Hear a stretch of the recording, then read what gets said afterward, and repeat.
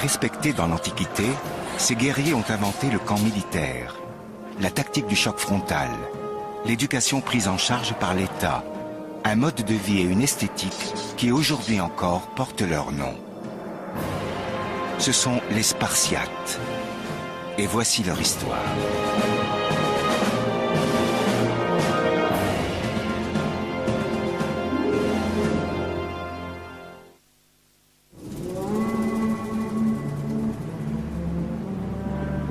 Nous sommes en 480 avant Jésus-Christ, dans le défilé des Thermopyles, à 130 km environ au nord-ouest d'Athènes.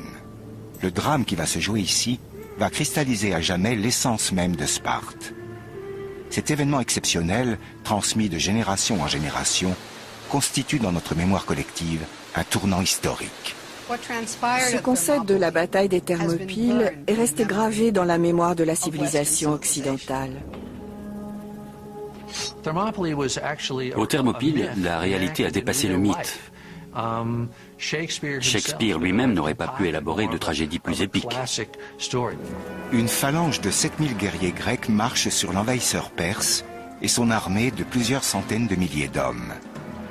L'infériorité numérique des Grecs est criante, mais ces derniers ne reculent pas, certains que les 300 hommes de l'avant-garde les mèneront à la victoire. Tout simplement parce que ce sont 300 Spartiates. En lui-même, un soldat de Sparte n'a rien qui le distingue particulièrement d'un autre. Mais pris ensemble, ils forment la meilleure armée jamais créée. La vue du mur de boucliers frappé de la lettre lambda suffit en général à mettre les ennemis de Sparte en déroute. C'était quelque chose d'unique au monde, la première culture guerrière de l'histoire de la civilisation. Malgré une effroyable infériorité numérique, les Grecs parviennent miraculeusement à repousser les assauts perses 2 jours durant. Pour finir, Léonidas, le roi de Sparte, comprend que la défaite est inévitable. Il ordonne aux milliers de soldats des autres nations grecques présentes de battre en retraite. Seuls 300 Spartiates resteront pour tenir leur position. Ils combattront jusqu'au dernier. Pourquoi? Parce qu'ils sont Spartiates. La bataille des Thermopyles a galvanisé les troupes grecques. Elle a aussi meurtri l'armée perse et lui a envoyé un message clair. Ne nous cherchez pas. La résistance des Spartiates aux Thermopyles démontre qu'on peut perdre une bataille, mais gagner la guerre. Les Thermopyles sont devenus le symbole, presque le nom de code, du concept du sacrifice de sa vie pour une cause. Ces soldats étaient prêts à se battre sans espoir de victoire au nom de leur vertu et de leur patrie. Ils formaient la plus formidable puissance guerrière que le monde ait connue. Il a fallu un type de société très particulier pour former de tels hommes, capables de se battre avec méthode face à une mort certaine. Les Spartiates incarnent un penchant capital de la nature humaine. La recherche de la pureté, la soif d'ordre et d'harmonie. Cette soif leur donne le courage de ne pas craindre la mort et les rend capables de se battre pour un idéal comme la liberté quel qu'en soit le prix. Si aujourd'hui nous considérons Athènes comme le berceau de la civilisation occidentale et le sommet de la culture grecque, c'était la cité de Sparte qui suscitait l'admiration des Grecs de l'Antiquité. À leurs yeux, c'était une sorte de société idéale, une utopie, au sens où ses habitants se consacraient à un idéal de vertu, de dévouement à la collectivité, de désintéressement et d'unité. Les valeurs que les cités grecques exaltaient étaient leur propre souveraineté, l'unité de leurs citoyens et la victoire sur le champ de bataille. Et Sparte se distinguait avec éclat dans ces 3 domaines.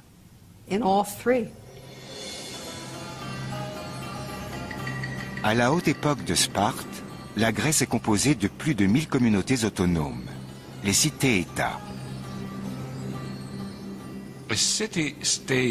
Une cité-État, c'est une ville qui fonctionne comme un État ou une nation, dans toutes ses dimensions pratiques, avec son propre gouvernement, sa propre armée, sa propre flotte et ses propres lois. On trouvait ces cités indépendantes partout en Grèce, et la plupart avaient développé une culture remarquable.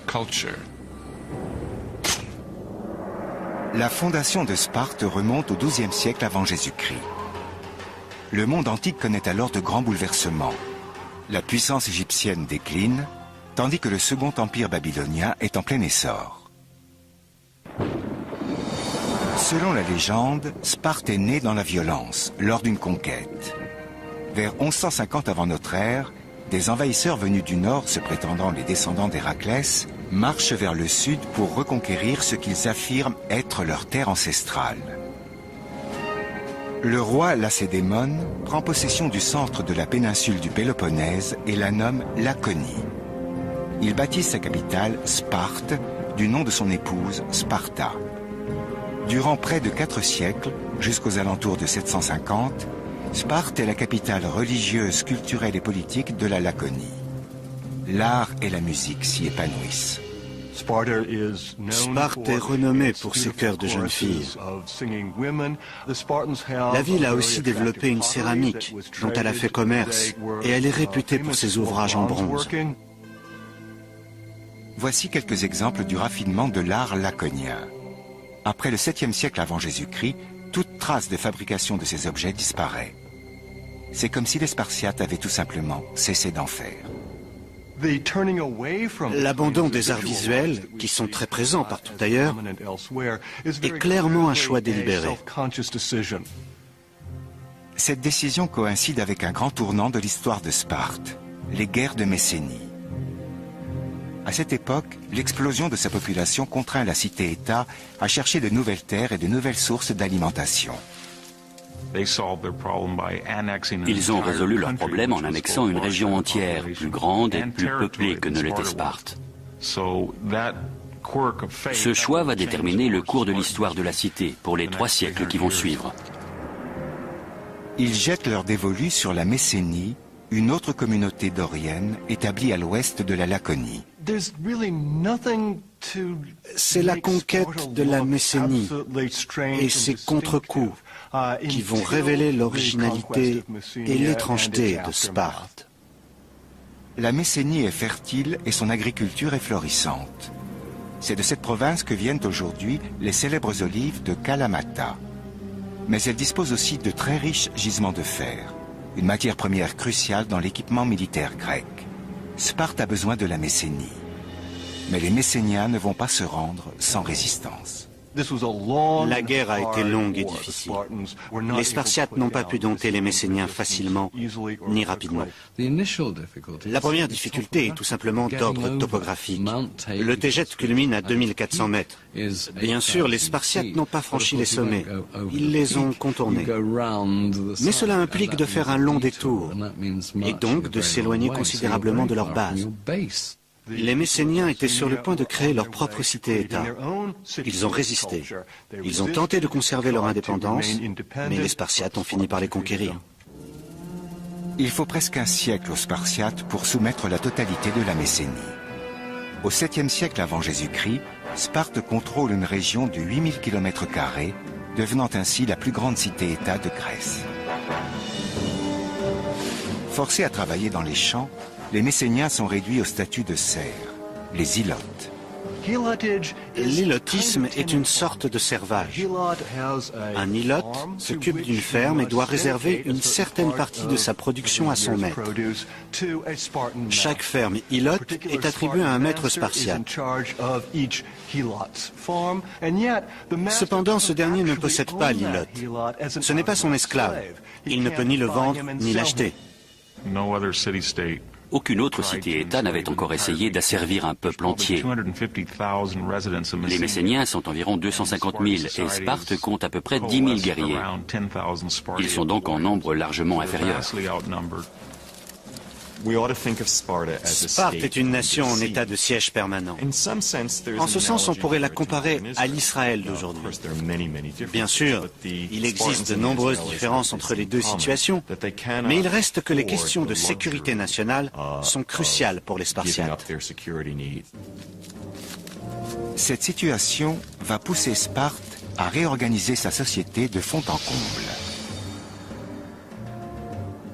de nouvelles lois vont l'amener à contrôler chaque aspect de la vie de ses citoyens. C'est le seul peuple grec à se consacrer entièrement à l'art de la guerre.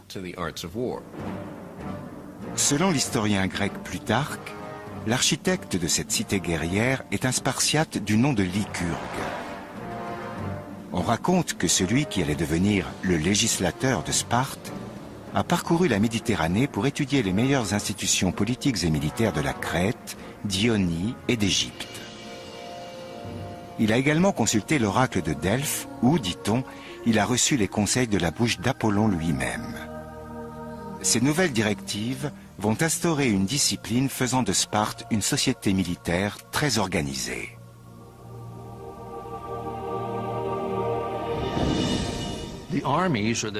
À l'époque, les armées étaient de simples milices. C'étaient des fermiers qui attrapaient la pique accrochée au-dessus de leur cheminée pour aller défendre la cité. En gros, Lycurgue, la figure fondatrice de Sparte, leur a dit « Bon, si on passait pro », et toute une société a découlé de cette décision.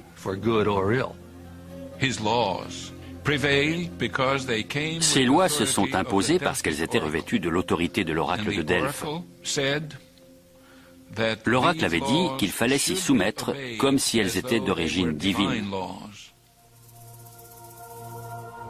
Lycurgue a peut-être été instrumentalisé par la légende.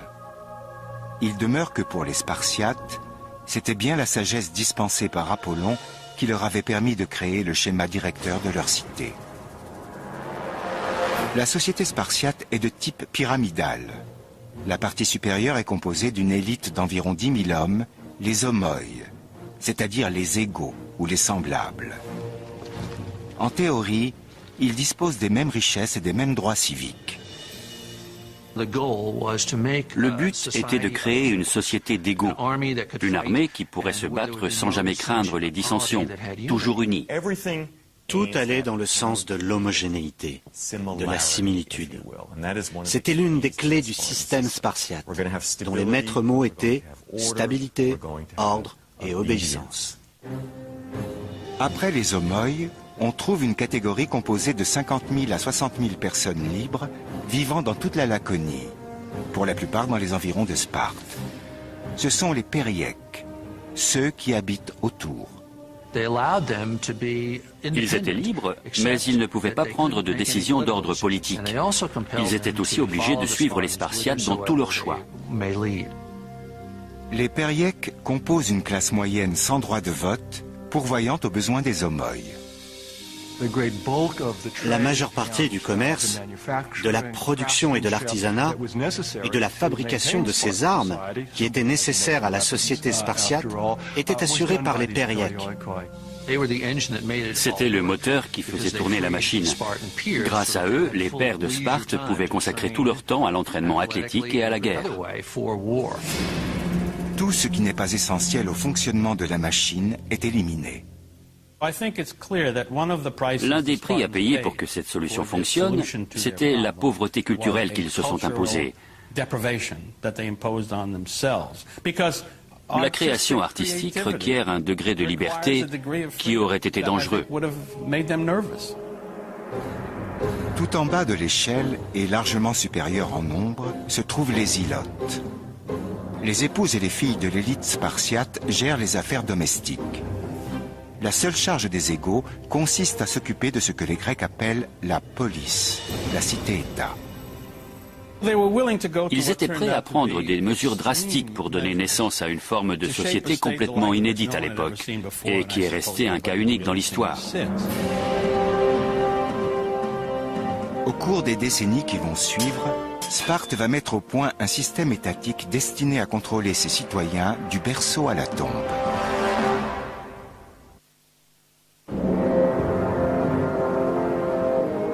Au 7e siècle avant notre ère, parmi les centaines de cités-États de la mer Égée, Sparte est un cas à part. Dans toutes les cités grecques, l'État jouait un rôle bien plus important dans la vie des gens que ce qu'on admet aujourd'hui comme étant la norme. Sparte est allé encore plus loin. La vie des citoyens était complètement sous l'emprise de l'État. On était pris en charge du berceau à la tombe. C'est en effet au berceau qu'on commence à évaluer les futurs Spartiates. Chaque nouveau-né est examiné par un représentant de l'État afin de déterminer si on doit lui permettre de vivre. Les bébés de faible constitution sont exposés, un euphémisme qui signifie être jetés dans un ravin. Cela nous semble d'une brutalité extraordinaire, mais le but était de former des guerriers. C'est la qualité qu'ils recherchaient chez les nouveau-nés. Ils avaient besoin d'hommes solides. Je ne crois pas qu'ils aient eu honte de vouloir engendrer les meilleurs rejetons possibles. Les petites filles devaient elles aussi être approuvées. Les experts décidaient si elles devaient vivre ou être précipitées dans un gouffre. Les filles acceptées sont élevées pour être mères, les garçons pour devenir des égaux, les guerriers contrôlant la cité. À Sparte, le peuple est souverain. Encore faut-il appartenir à la classe des homoi, des égaux. Car ni les périèques ni les ilotes ne sont des citoyens. Les Spartiates ont inventé un système unique, un système qui leur était propre et qui a persisté pendant de très nombreuses années. Si longtemps en fait que Machiavel et d'autres l'ont pris pour modèle. Le sommet de la hiérarchie spartiate est occupé par une monarchie héréditaire d'un genre très spécial. L'élément fondateur, et qui semble être le plus ancien de leur constitution, c'est qu'ils n'avaient pas un roi mais deux. C'est quelque chose de très étrange. La plupart des cités grecques avaient gardé un vestige du temps où elles avaient un roi. Et elles avaient parfois conservé un dignitaire religieux qui portait ce titre. Mais les Spartiates avaient une double monarchie et ces rois étaient investis d'un véritable pouvoir. Ils menaient les armées au combat et disposaient d'une incontestable autorité religieuse. Cela créait un équilibre des pouvoirs et empêchait qu'un seul homme ne prenne l'ascendant. Ces diarques forment avec 28 Spartiates âgés de plus de 60 ans un conseil des anciens appelé la Gérousia. Ce conseil joue un rôle politique et constitue le tribunal suprême.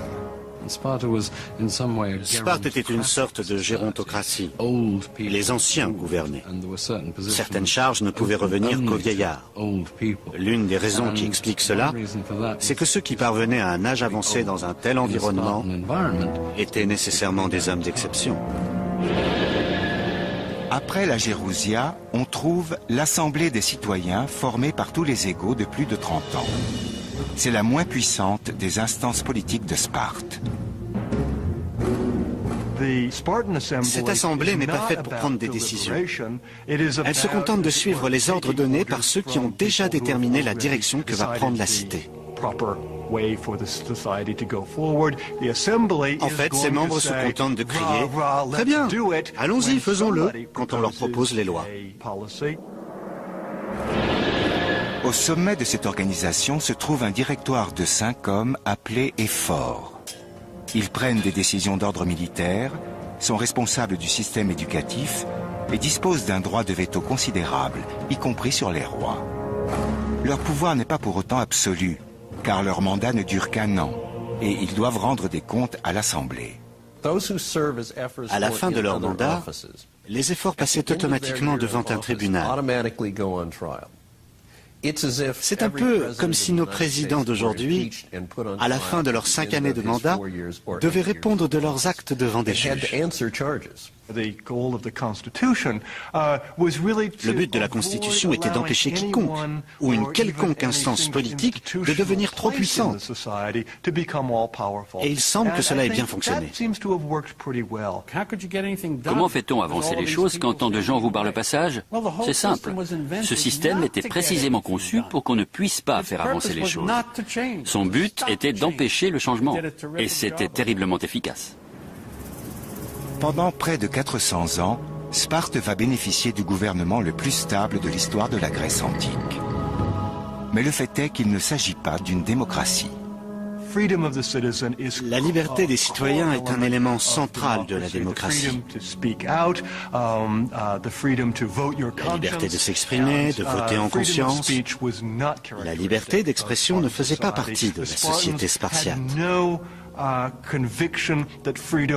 Pour les Spartiates, la liberté n'était même pas souhaitable. Elle ne faisait pas partie de cet ensemble de vertus qu'on enseignait alors aux jeunes gens. La première mission du gouvernement spartiate est de surveiller les Ilotes. Ils savaient que les Ilotes les détestaient. Un Athénien qui connaissait très bien Sparte a dit un jour que les Ilotes seraient ravis de les dévorer crus. Chaque année, le premier soin du gouvernement spartiate est de déclarer une guerre rituelle aux Ilotes. C'était une façon formelle de dire que tout Spartiate pouvait tuer n'importe quel Ilote quand il le voulait. Thucydide nous a rapporté une histoire terrible. Les Spartiates avaient annoncé que les Ilotes, qui pensaient avoir le mieux servi Sparte au combat, devaient se présenter pour être affranchis. Environ 2000 d'entre eux se sont avancés. Les Spartiates les ont couronnés de guirlandes pour indiquer qu'ils étaient libres. Ensuite, ils les ont emmenés en procession vers le temple et on ne les a plus jamais revus.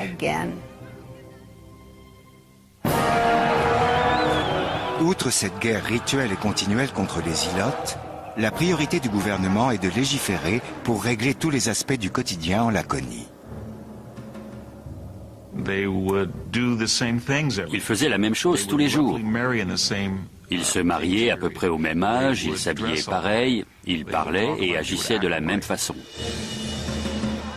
Pour assurer l'égalité entre tous, le système empêche en principe tout Spartiate d'être plus riche que les autres. Une trop grande différence de richesse ou de confort de vie aurait été catastrophique. La taille de la ferme attribuée à chaque famille de guerriers devait être éternellement la même. Et cela n'est possible que si on détruit tout système marchand. Il n'y avait donc pas de monnaie, pas de marché. On ne pouvait ni exporter ni importer de denrées. Pour supprimer toute velléité d'achat immodéré chez les Spartiates, toutes les demeures doivent par décret être conçues à l'identique. Tout est fonctionnel, simple et semblable. La culture spartiate était austère. Le terme spartiate est encore aujourd'hui synonyme d'austérité et de sévérité. Il était inacceptable pour les Spartiates qu'on fasse montre de sa richesse avec de beaux vêtements. Cette austérité permettait l'égalité. On peut faire le parallèle avec l'uniforme qu'on portait autrefois à l'école de la République. Les vêtements ne devaient pas manifester l'inégalité. Cette austérité s'étend à la façon de s'exprimer de l'élite laconienne. Les Spartiates étaient formés pour être peu loquaces. Cela convenait à la simplicité et à la force des guerriers. Être laconique, c'est très utile pour prendre des décisions rapides sur le champ de bataille. Par contre, cela convient moins à une réflexion approfondie sur les grands sujets. Et c'était l'un des problèmes majeurs des Spartiates.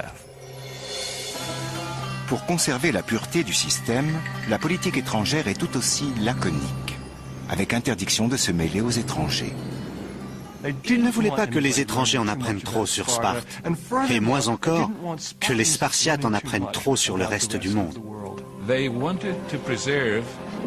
Ils voulaient préserver leurs coutumes, les caractères propres à leur nation. Et pour cela, il ne fallait pas se mélanger aux autres. En gros, ils ne quittaient jamais leur ville. Et lorsqu'il fallait qu'ils séjournent au loin quelque temps pour des raisons militaires, ils se comportaient presque toujours mal. Cela les rendait fous. Ils n'étaient pas armés pour gérer ce genre de situation. Cette totale ingérence dans la vie privée peut sembler incroyable. Elle est pourtant la règle. En fait, cette toute-puissance de l'État est la norme dans la Grèce antique. Pour les Grecs, le terme de politique ne s'applique pas seulement à une certaine constitution ou à une forme de gouvernement. Il englobe tout le quotidien, de la vie sociale à la vie culturelle, tout ce qui constitue le mode de vie, à Sparte plus encore qu'ailleurs. La première étape de l'endoctrinement des Spartiates, c'est un système éducatif destiné à préparer les enfants à devenir des machines à tuer dès l'âge de 7 ans. La réussite de Sparte repose sur sa société étroitement surveillée. Au 7e siècle avant Jésus-Christ, sur une période de plus de 100 ans, Sparte va inventer et perfectionner le premier système d'ingénierie sociale.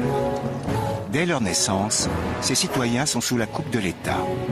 Les enfants faibles sont supprimés. Les plus résistants sont endoctrinés, entraînés et coulés dans le moule d'un guerrier capable de contrôler les ilotes, le peuple colonisé et réduit à la servitude. Lorsqu'une petite population doit en asservir une bien plus importante, cela veut dire que chaque homme, en l'occurrence chaque Spartiate, doit valoir 10 ou 12 Messéniens, par exemple dans le cadre d'un combat. La seule façon d'arriver à ce degré de supériorité, c'est d'embrigader tous les jeunes pour leur faire suivre un entraînement standardisé, et ce, dès le plus jeune âge. À l'âge de 7 ans, les garçons de Sparte doivent quitter leur foyer pour passer sous la responsabilité de l'État. Ils entrent alors dans une sorte d'école militaire pour y suivre l'agogé. À 7 ans, le jeune Spartiate entre dans le monde masculin, celui qui sera le sien jusqu'à la fin de sa vie, aussi longtemps qu'il survivra. Le premier cycle de cette éducation, c'est ce que j'appelle parfois les louveteaux de l'enfer.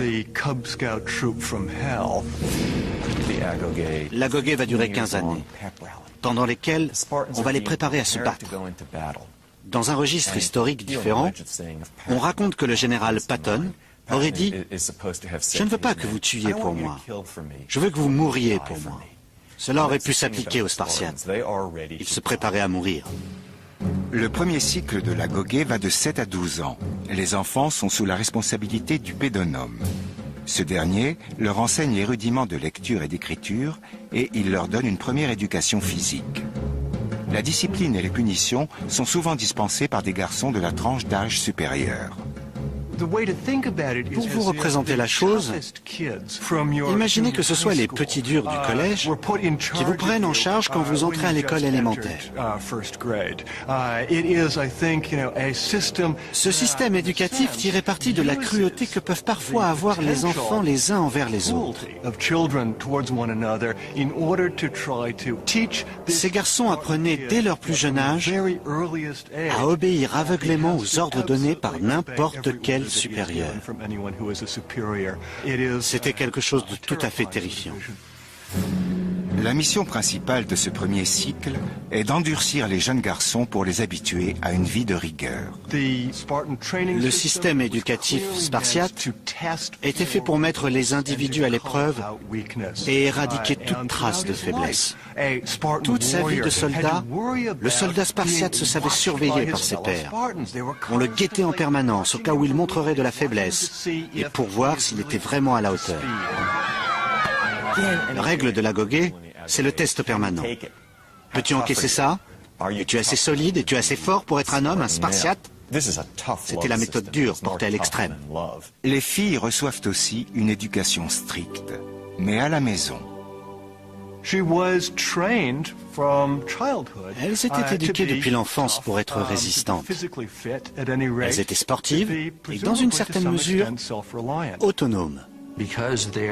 Leur raison d'être, pour ainsi dire, était de produire des fils solides, capables de défendre la cité. Elles se nourrissaient bien, elles participaient aux jeux athlétiques, c'étaient des reproductrices de premier ordre. À 12 ans, le garçon entre dans le second cycle de l'agogé, plus sévère encore que le premier.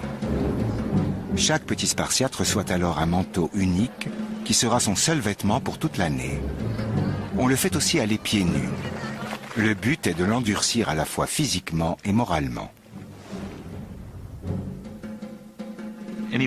En hiver, il fait très froid en Laconie. Si on y envoyait un adolescent de notre époque pieds nus et vêtu d'un simple drap, il ne survivrait pas longtemps. Les enfants sont fatigués, ils ont froid et ils ont faim. Les repas du soir étaient préparés par un domestique ilote. Et il semble qu'il cuisinait, si on peut employer ce mot, une pitance absolument immonde. Le plus célèbre de ces plats, c'était la soupe de sang, du porc servi dans une sorte de mare de sang. Les voyageurs de passage sont effarés par le régime spartiate. Un sybarite venu du nord a d'ailleurs là-dessus un mot fameux. Il est arrivé à Sparte, et après avoir goûté cette soupe, il a dit qu'il comprenait à présent pourquoi les Spartiates voulaient tant mourir. Non seulement c'est mauvais, mais en plus, il y en a peu. On vous donne de quoi survivre, mais pas assez pour avoir votre content. Et vous apprenez très vite que si vous voulez avoir assez à manger, il va falloir voler votre nourriture.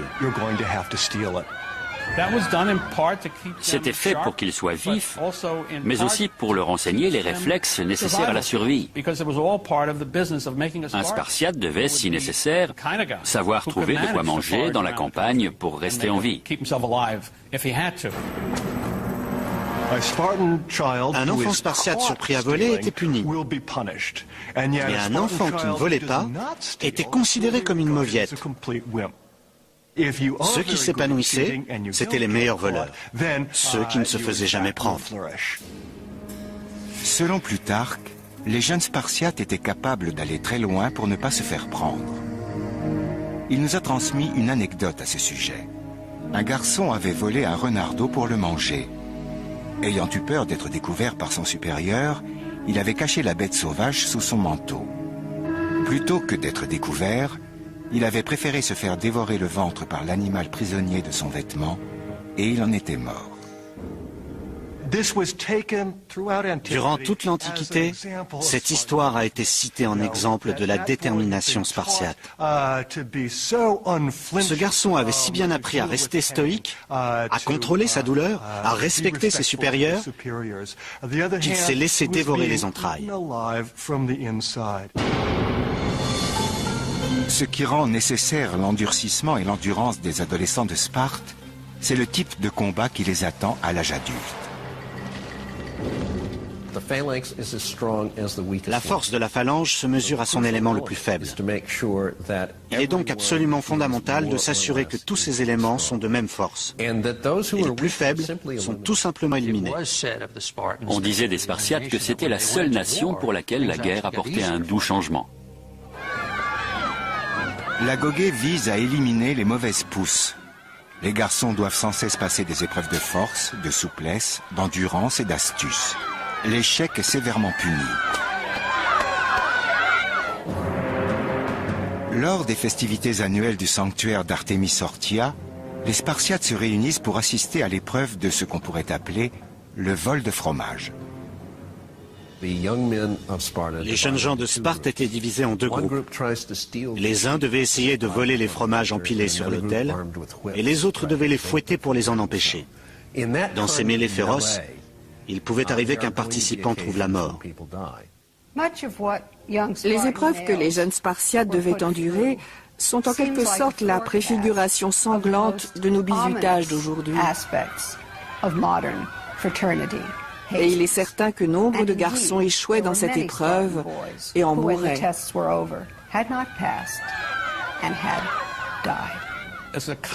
C'est une compétition permanente.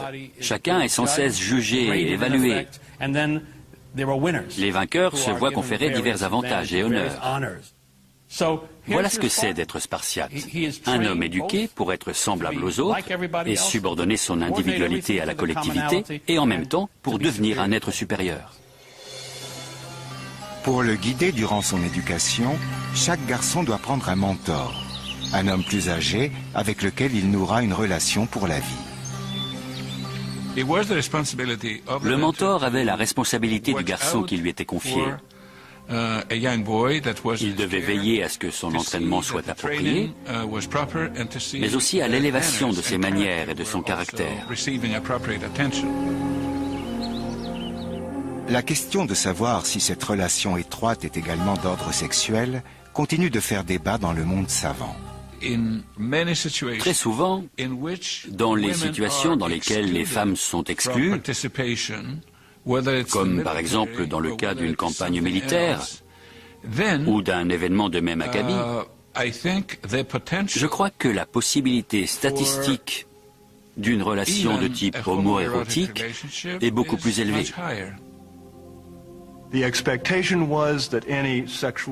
Les relations sexuelles qui avaient pu exister ou non entre le jeune Spartiate et son mentor devaient de toute façon prendre fin lorsque ce dernier atteignait l'âge adulte. Mais il continuait de cultiver une très forte amitié. Et ces liens qui unissaient le mentor et son élève, ou son amant, constituaient le ciment de la société spartiate. Quand l'armée spartiate partait au combat, c'étaient des hommes qui entretenaient des relations très étroites et très personnelles, qui se tenaient côte à côte pour former les rangs. À la guerre, la cohésion des unités de combat, et surtout des petites unités, est un facteur déterminant. Peut-on imaginer une armée plus unie que celle composée de tels soldats? En grandissant, tout Spartiate est confronté à deux expériences très différentes ayant valeur de travaux pratiques. Le mariage et le meurtre de sang-froid.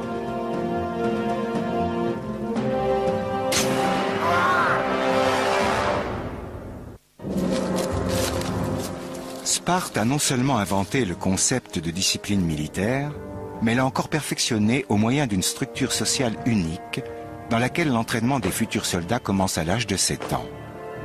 L'éducation des Spartiates se termine à 20 ans. Ils entrent alors dans un autre monde, celui qui sera le leur jusqu'à leur mort.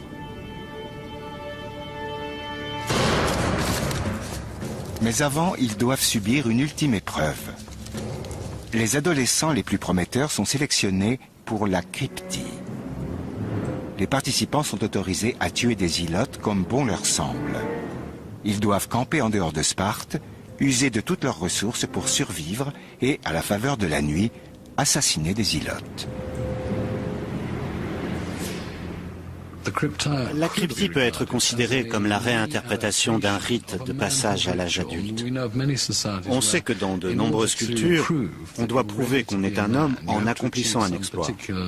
La version spartiate est différente. Elle implique de tuer l'ennemi intérieur.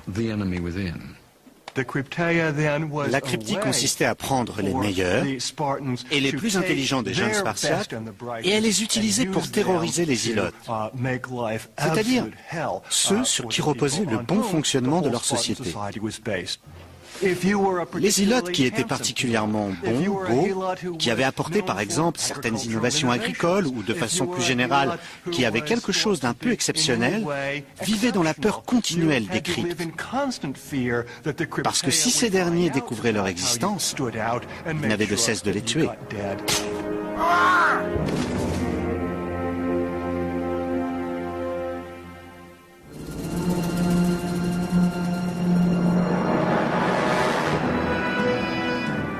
Après la cryptie, les jeunes Spartiates intègrent de petits régiments d'une quinzaine d'hommes. Ces unités, les sicicions, seront désormais leur foyer.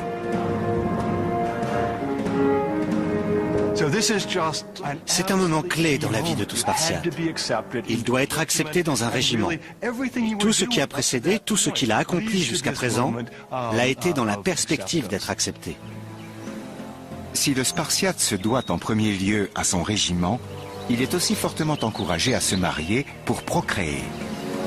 Vu de l'extérieur, cet aspect de la vie en Laconie peut sembler plus doux, car les femmes de Sparte sont réputées pour être les plus belles du monde. Après tout, Hélène de Troie n'était-elle pas d'origine spartiate? Mais pour les jeunes filles et les jeunes hommes de Sparte, qui n'ont eu jusque-là quasiment aucun contact, le mariage n'est qu'une nouvelle forme d'obéissance à l'État. Et le rituel qui l'accompagne est l'un des plus étranges de la société lacédémonienne. Ce sont deux sociétés distinctes, et le rituel du mariage reflète bien cette séparation. Les mariages sont arrangés. Il n'y a pas de cérémonie de mariage et la nuit de noces prend la forme d'un enlèvement ritualisé. Les cheveux de la fiancée sont coupés courts et on l'habille d'un manteau d'homme. Ensuite, le fiancé doit se glisser chez elle à la nuit tombée pour consommer le mariage. Voilà le début de leur vie conjugale. Un rituel singulier et, à mon avis, assez peu festif, mais très révélateur. En fait, le seul moment où les hommes mariés peuvent se rendre chez eux, c'est pendant la nuit, et dans le seul but de féconder leurs épouses. C'était ainsi que Lycurgue l'avait voulu. Pour entretenir le feu de la passion, il fallait rendre la tâche difficile aux deux amants. Il fallait que leurs entrevues soient une aventure, que l'homme se glisse furtivement dans la maison de sa femme. Et dès que le mariage était consommé, il devait filer pour regagner ses quartiers. On raconte d'ailleurs qu'il n'est pas rare qu'un Spartiate n'ait jamais vu le visage de son épouse avant l'âge de 30 ans. Cela démontre l'étrangeté de cette société, où chaque penchant naturel de l'homme était étroitement contrôlé. Le but du mariage était de donner des enfants à la cité, de préférence des garçons. La tombe d'un Spartiate ne portait son nom que s'il était mort au combat. Et pour les femmes qui avaient droit à une stèle, c'était celle qui était morte en couche. La reproduction est un facteur si crucial que les Spartiates ne reculent devant rien pour s'assurer que leurs femmes donneront des enfants aussi forts que possible. On a vu des cas très étranges dans lesquels les maris invitaient des jeunes hommes qu'ils pensaient meilleurs qu'eux-mêmes à avoir des relations avec leurs femmes, dans l'espoir que le rejeton, ainsi conçu, serait plus fort. C'est un principe eugénique. Lorsqu'il devenait un véritable Spartiate, un homme qui avait fait ses preuves, il devait se reproduire pour perpétuer ses caractéristiques génétiques. C'était une préoccupation constante. Toute cette surveillance exercée sur la vie conjugale et familiale a pour but d'empêcher les Spartiates d'être distraits de leur principal objectif, s'entraîner, manœuvrer, terroriser les Ilotes et maintenir la supériorité spartiate. Les Spartiates étaient-ils persuadés, au fond d'eux-mêmes, qu'ils étaient uniformément vertueux? Ou se disaient-ils parfois « Mince, ce que j'aimerais passer un week-end sympa à Athènes et faire un peu la fête ». On ne le saura jamais. Par contre, ce qu'on sait, c'est que l'image qu'ils renvoyaient était celle d'hommes parfaitement satisfaits de leur sort et de leur vie vertueuse. Mais paradoxalement, ces hommes qui forment l'armée la mieux entraînée au monde n'utilisent pas cette force contre leurs voisins. Ils disposent d'une prodigieuse machine militaire. Mais tout se passe comme s'ils se disaient « Ne prenons aucun risque, admirons-la, polissons nos beaux boucliers, mais ne les utilisons pas à moins d'y être forcés. » 2 siècles durant, ce système va fonctionner à merveille à l'intérieur des limites de la Laconie. Mais c'est alors, pour des raisons qui demeurent encore mystérieuses, que Sparte a commencé à regarder, par-delà ses frontières, vers des peuples à conquérir. Les Spartiates craignaient-ils que leur machine de guerre se rouille à force de ne pas servir, ou peut-être avaient-ils tout simplement soif de vrais combats? Les Spartiates ne doutaient pas un instant que leurs 2 grands adversaires, les Argiens et les Tégéens, seraient faciles à vaincre. Ils étaient prêts à étendre leur territoire et à intégrer d'autres régions dans leur propre système. Au même moment, une armée colossale se prépare à contester la suprématie de Sparte. Une nation de plus d'1 million de soldats fourbit ses armes pour conquérir la Grèce. Les Perses. Au début du 5e siècle avant Jésus-Christ, ils vont d'abord conquérir les Grecs d'Asie mineure, les Ioniens, avant de tourner leur regard vers l'ouest. Et cette volonté de conquête va déterminer l'histoire de la Grèce pour les 2 siècles à venir. Pendant plusieurs générations, l'ensemble de la Grèce va subir la menace perse. La façon dont Sparte et Athènes vont réagir à cette menace va à la fois diviser et unir le monde grec.